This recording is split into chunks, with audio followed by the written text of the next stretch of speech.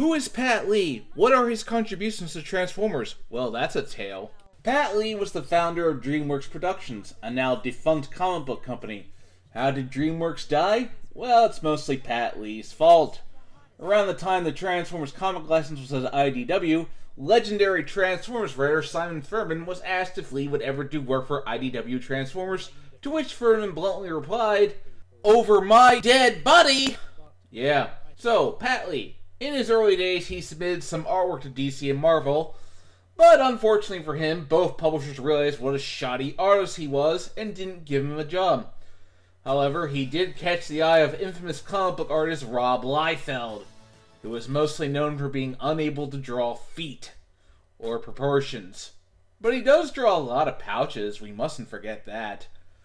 Anyway, back on topic. Liefeld gave Lee a job working for Image Comics. In 1996, Pat and his brother Roger would establish Dreamwave. Lee's art style was described as manga-like, which I think is an insult to manga artists. Actually, here's a news report that Roger Lee posted on his YouTube channel, and I'll just let it play out.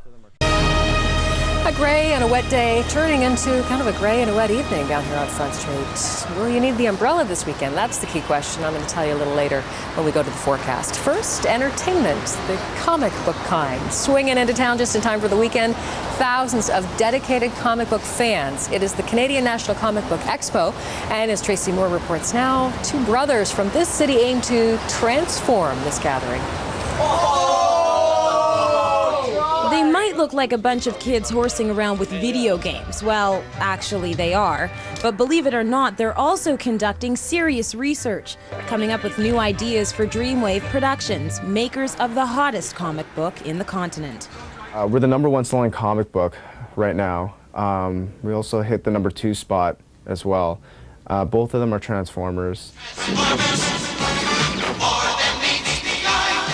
Remember these? Both the cartoon and the toy ruled the toy store markets in the early 80s. Hasbro sold Dreamwave the comic license a few years back. And now these two brothers are raking in over $1 million a year. Money being spent on fast cars and fancy toys. When the book came out, first day or second day, it was sold out. So we were like, wow, you know, like I think we're doing something right. But it's millions and millions of warriors. It's hard work. But making comics isn't all fun and games. Both brothers have shown a business acumen well beyond their 20-something years, successfully marketing a product out of small-town Markham to a growing audience around the world. We started off with like 7 people, and now we're about 40 to 45, and we're steadily growing. But even as the cartoon business grows, it's a challenge to attract the younger buyers. A lot of children don't even know what comic books are. It's surprisingly, it's like weird because when we collected comics, everybody talked about comic books. Because of the introduction of video games, a lot of the kids, you know, they're more focused into buying video games. That's why no one at Dreamwave is over 29, a young staff that'll keep the cool ideas flowing. Now, for all you comic lovers out there, you can see the makers of the Transformer comic face-to-face tomorrow at the Canadian Comic Book Expo. That's happening right across the street from us at the Metro Convention Centre. Last year, 15,000 people came out, and this year organizers are expecting about the same. Probably be a dream come true. All you want to see is their business plan. Yeah. Show me how you did it. Exactly. These kids are raking in millions. So. Oh, I'm sure there'll be a big draw. Who else is going to draw them in this weekend? Any big celebrities we can look for? Lots of big sci-fi names. You're going to see Data from the whole Star Trek phenomenon. You're going to see Billy D. Williams, who was in the Star Wars films. You're also going to see Joe and Andy Kubert, and they are the makers of The Amazing Spider-Man and the X-Men comics. And last but not least, Xander from Buffy. He'll be there. Certainly not least. So obviously worth going. You bet. Check Thanks, it out. Tracy. Sounds like great fun. Well, from comic books to books without pictures, we're going to check in now with Downtown Store Pages Books and Magazines for a look at the hot reads this August. Wow, none of that aged well. What ego to have to pretend that everything's still good. Eventually, in the early 2000s, Dreamwave would acquire the license to do Transformers comic. Seen as a turning point for the company, it was able to split individually from Image. At first, things seemed good. The Dreamwave Transformers comics sold very well, but trouble brewed from behind the scenes. Also, people started noticing that Pat Lee just wasn't a very good artist. Here's a picture. Looks okay, doesn't it? But what happens if you remove his arm and... Oh my god, what happened to your torso? Also, Lee's art coined the phrase dull surprise among Transformers fans. This panel here highlights it. What's supposed to be happening here, the Autobots are horrified, Megatron is elated, and Devastator is roaring in triumph. But you couldn't tell because everyone has the exact same expression. In fact, this expression is repeated throughout the comics. Shock and horror? Dull surprise, really.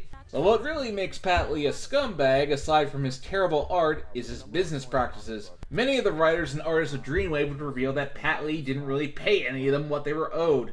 In fact, he and his brother Roger spent most of the revenue Dreamwave brought in buying really expensive cars because cars are expensive.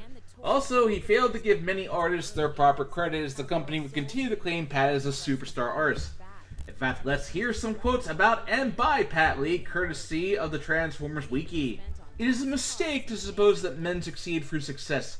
They much oftener succeed through failures.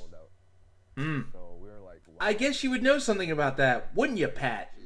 If you ever once out of comics, Pat Lee's got a heck of a career as an auto mechanic. Clearly so. I remember working with Pat Lee and how kind of disappointed I was to find how little of the art was actually him. He gave me an original art page of Armada, and there's so little art on it.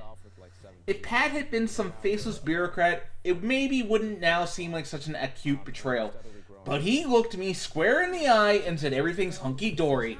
That's what still, even now, burns. Probably the richest guy I know. A guy that really knows how to pitch himself. Can we get our money? Please don't believe anything that comes out of this man's mouth. I did, and look where it got me. So I probably only just scratched the surface of Pat Lee and his scumminess, to put it mildly.